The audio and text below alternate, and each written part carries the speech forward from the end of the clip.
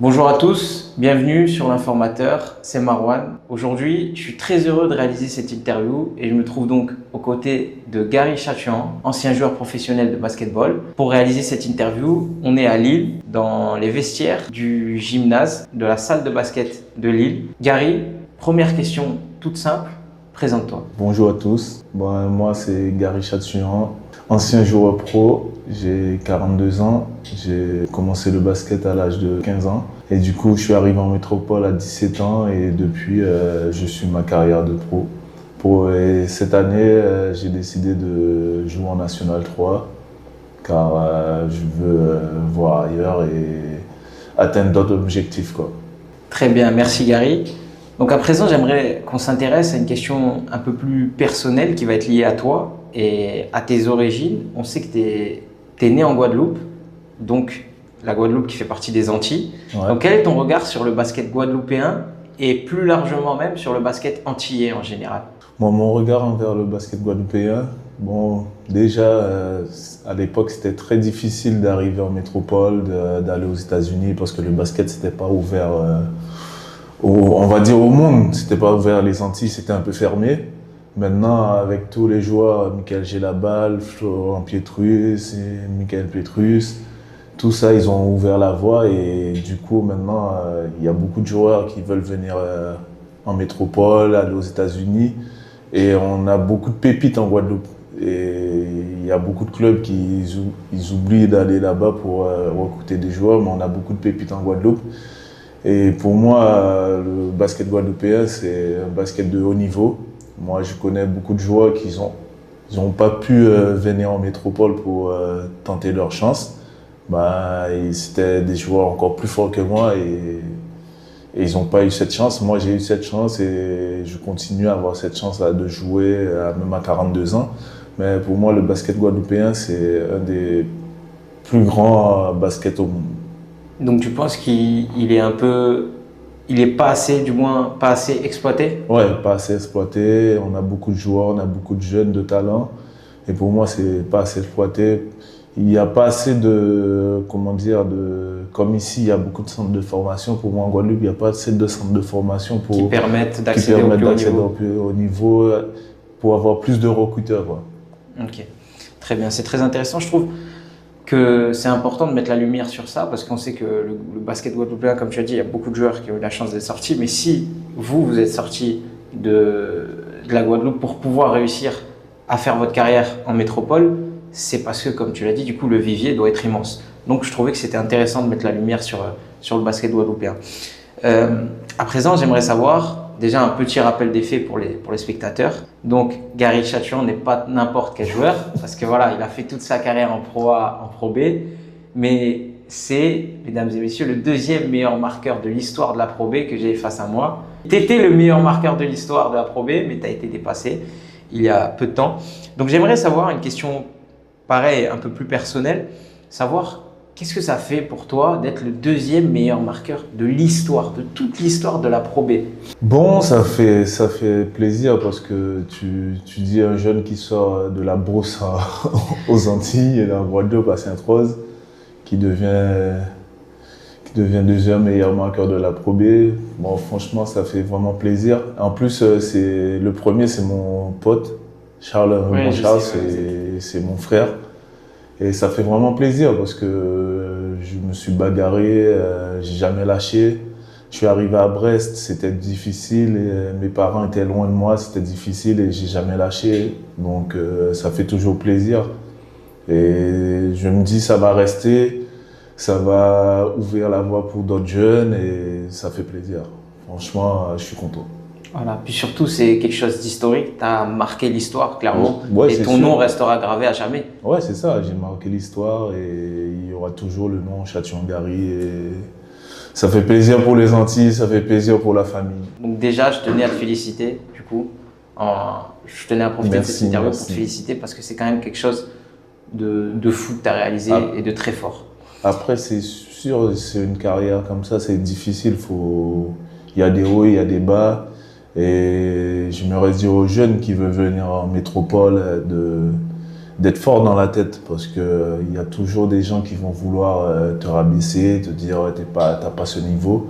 Et il faut jamais lâcher, il faut toujours penser à son rêve, mettre un objectif dès que tu arrives en métropole ou ailleurs, même Espagne où tu veux jouer au basket.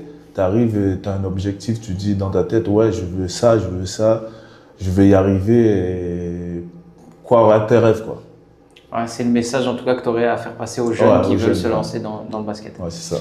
Très bien. À présent, j'aimerais te parler de la draft 2005 à laquelle tu t'étais présenté. Ouais. J'aimerais savoir si tu as des regrets par rapport à cette présentation ou si selon toi, parce que du coup, tu as une très bonne carrière en France.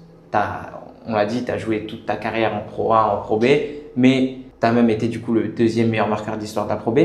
Mais donc, il y a eu cet échec à la draft 2005. Est-ce que selon toi, c'est cet échec qui a permis ta réussite derrière dans le pays ou est-ce que tu en as encore des regrets? Non, je pense pas. C'est cet échec qui m'a permis de suivre cette carrière. J'ai pas de regrets. On va dire, le seul regret que j'ai, c'est de pas avoir essayé.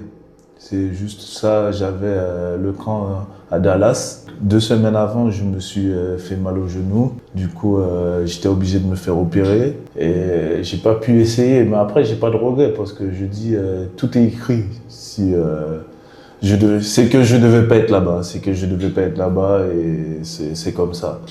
Mais après, j'ai eu mon fils, j'ai eu une vie ici magnifique, donc j'ai pas de regrets sur ça.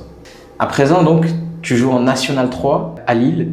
Quel est ton rôle au sein de cette équipe? Peut-être un rôle sûrement du coup d'expérience, de grand frère pour les plus jeunes, et surtout savoir quelle va être la suite pour toi, parce que maintenant tu es plus sur la fin de ta carrière. Bon, mon rôle au sein de l'équipe, c'est d'apporter mon expérience et tout ce que j'ai pu apprendre durant les 23 ans de basket en pro. Et du coup, c'est ça, c'est l'expérience. C'est être le grand frère, comme tu dis, pour les jeunes, ou le tonton, ou le père. Mais c'est apporter tout ce que j'ai appris durant toutes ces années. La suite, c'est d'être coach pour les jeunes, encore apporter mon expérience.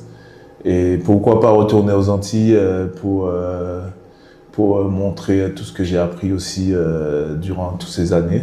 Après, j'aimerais bien être préparateur physique aussi parce que j'aime tout ce qui est sur le corps, apprendre tout ce qu'il y a appris à apprendre sur le corps, donc j'aimerais bien sur ça aussi. Mais en fait, j'ai beaucoup de projets dans la tête qui tournent, j'ai beaucoup de projets et on verra bien par la suite. Mais pour l'instant, je passe mon diplôme de coach et on verra si ça va donner suite. S'il y a quelque chose qu'on peut te souhaiter peut-être pour la suite du coup, ce serait?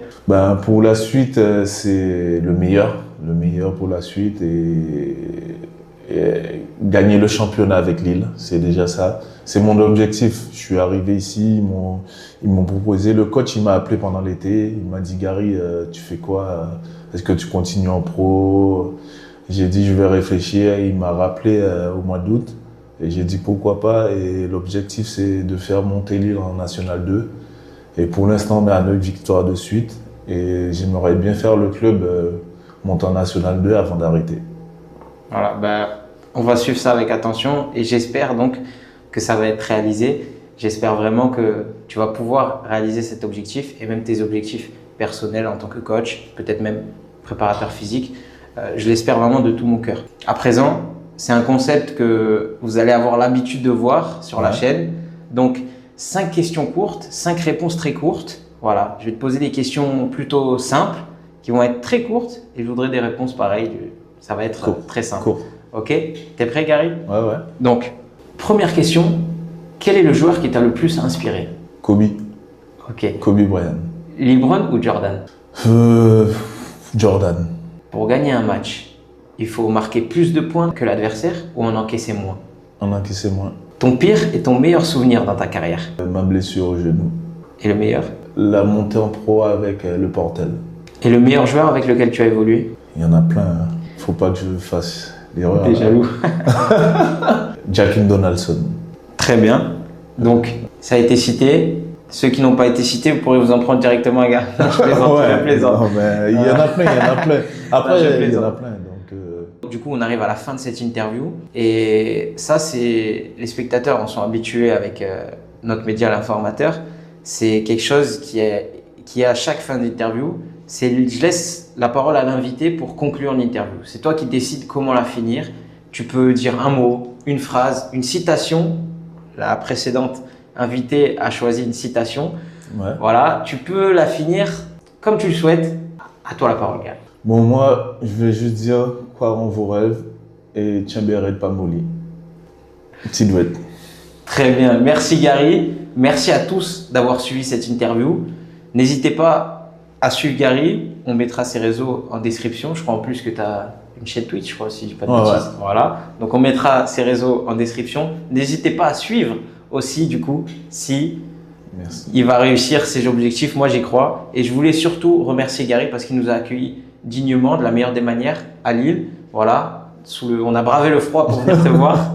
Mais merci en tout cas de nous avoir accueillis parce que tu es quelqu'un, tu es un grand nom, mine de rien. Et de nous faire confiance, franchement, ça me fait très plaisir. Donc, je tenais vraiment à te remercier face caméra. Merci en tout cas, Gary. Merci à vous. Ciao. Au revoir, à plus.